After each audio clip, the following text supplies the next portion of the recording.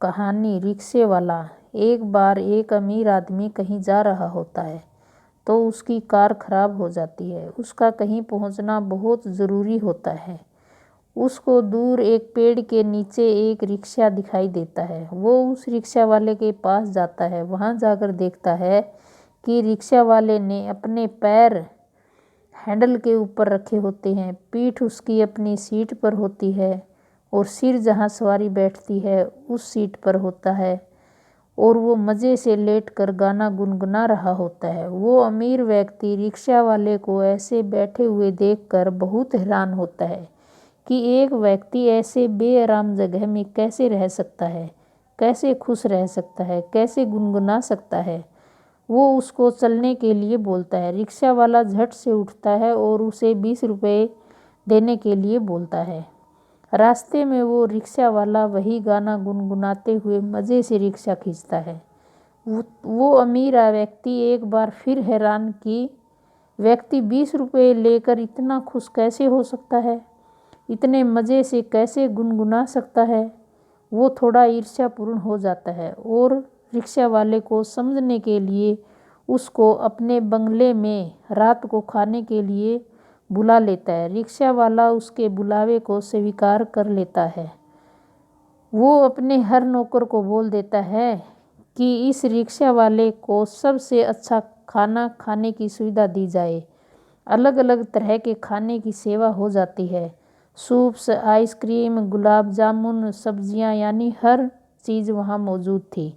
वो रिक्शा वाला खाना शुरू कर देता है। कोई प्रतिक्रिया, कोई घबराहट बयान नहीं करता।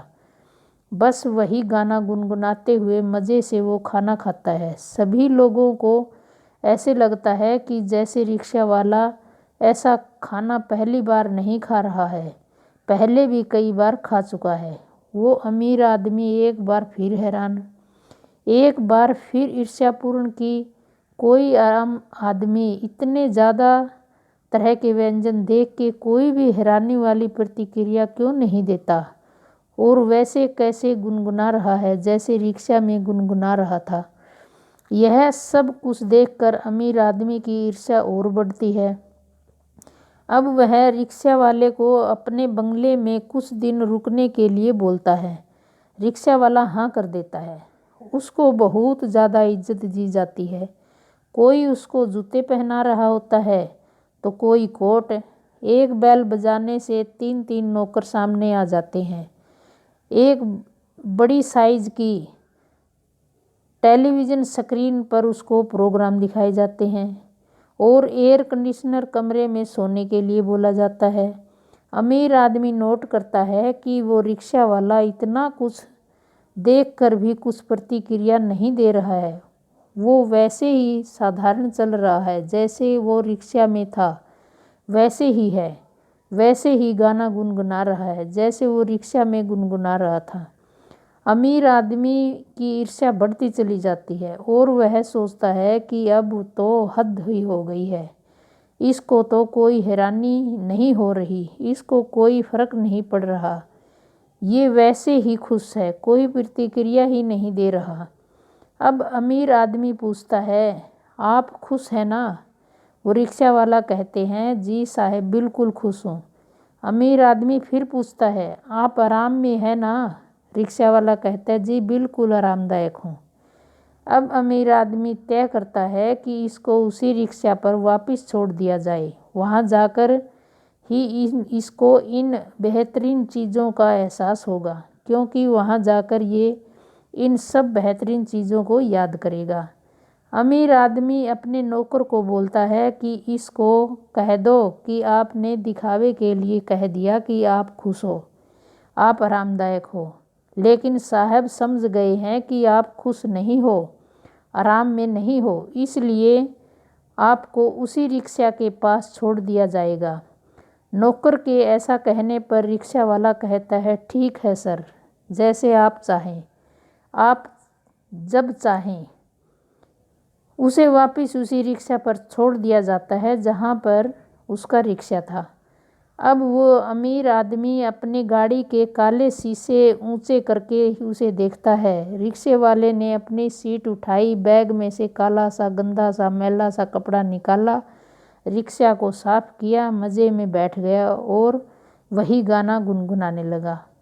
अमीर आदमी अपने नौकर से पूछता है कि चक्कर क्या है, इसको कोई फ़र्क ही नहीं पड़ रहा। इतनी आरामदायक वाली इतनी बेहतरीन ज़िंदगी को ठुकरा के वापस इस कठिन ज़िंदगी में आना और फिर वैसे ही खुश होना, वैसे ही गुनगुनाना। फिर वो नौकर उस अमीर आदमी को कहता है, सर, यह एक कामयाब इंसान की पहचान है। एक कामयाब इंसान वर्तमान में जीता है, उसको मनोरंजन एंजॉय करना होता है और बढ़िया ज़िंदगी की उम्मीद में अपना वर्तमान खराब नहीं करता।